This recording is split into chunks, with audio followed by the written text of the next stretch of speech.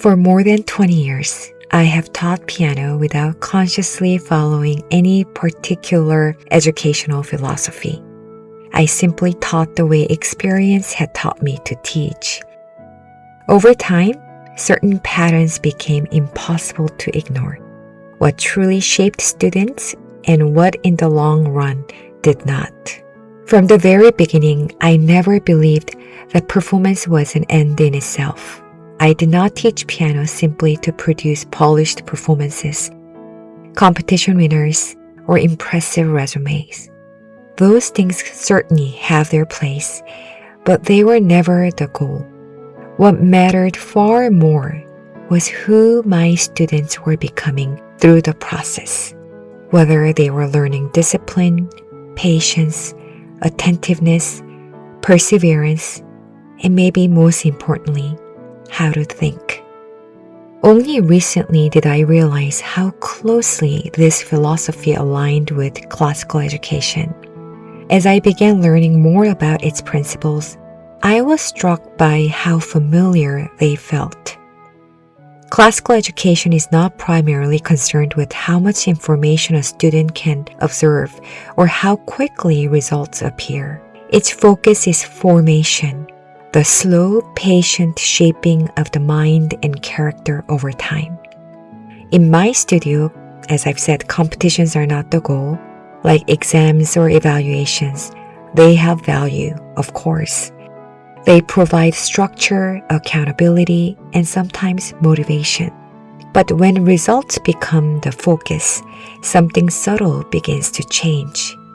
Understanding gives way to performance, and growth is measured more by outcomes than by the depth of learning itself. Rather than simply telling students what to do, I try to lead them by asking questions. Why does the music move this way? Why do you want this phrase to sound that way? What in the music led you to that decision? Why might the composer have written this articulation or dynamic marking? What is the composer trying to communicate? Which technical choice best serves that musical idea? By continually asking why, students are challenged to think rather than simply imitate. Instead of depending on the teacher for every answer, they learn to observe carefully, reason from the score, and make thoughtful musical decisions of their own. Over time, they become increasingly independent musicians. Performances become not merely demonstration of technical ability, but expressions of understanding and conviction. This approach does not always produce immediate or flashy results. Progress is often slower, but it is deeper and more lasting.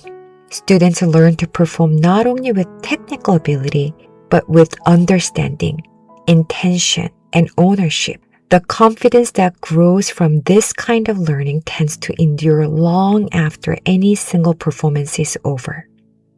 And over time, I realized these same principles were shaping the way my husband and I thought about our son's education. We found ourselves asking many of the same questions I ask in my studio. Is he being rushed toward outcomes or given space to grow? Is he learning to perform or learning to think? Is education forming him or simply filling him? As we reflected on these questions, we found ourselves moving toward a classical approach to education, not because we believe it is perfect, but because its vision of formation resonated deeply with what we had already come to value. And we certainly do not claim to have all the answers.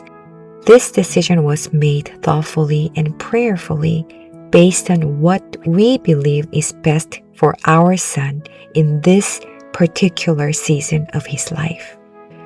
I don't share this because I think every family should make the same decision. Of course not. Every child, every family, every school, and every circumstance is different. No educational model, however thoughtful, can replace the daily formation that happens within the home. I share it because asking these questions has changed the way we think about education. And perhaps they might encourage you to reflect on your own journey as well. As parents, we are all entrusted with the privilege and responsibility of helping shape not only what our children know, but who they are becoming. I have come to believe that excellence is rarely achieved by pursuing excellence itself. More often, it is the byproduct of faithful formation of daily habits, careful attention, patient practice, and the slow shaping of character over many years. As both a teacher and a parent, I am learning to trust that work, even when little seems visible, believing that the deepest growth often happens long before anyone can measure it. Above all, it is our prayer that we will learn to see education not as something to control or perfect, but as something entrusted to us by God. We cannot predict every outcome, but we can seek to be faithful in the work before us. If you're in the middle of making educational decisions for your own family, I hope this encourages you not to feel pressure to have every answer. Whether your child attends a public school, private school, homeschool, or a classical school, what matters most is not finding a perfect system, but faithfully stewarding the children God has entrusted to us. May God give us wisdom to ask good questions, humility to keep learning, and faith to trust that He is at work in our children, even when growth is slow and not yet visible.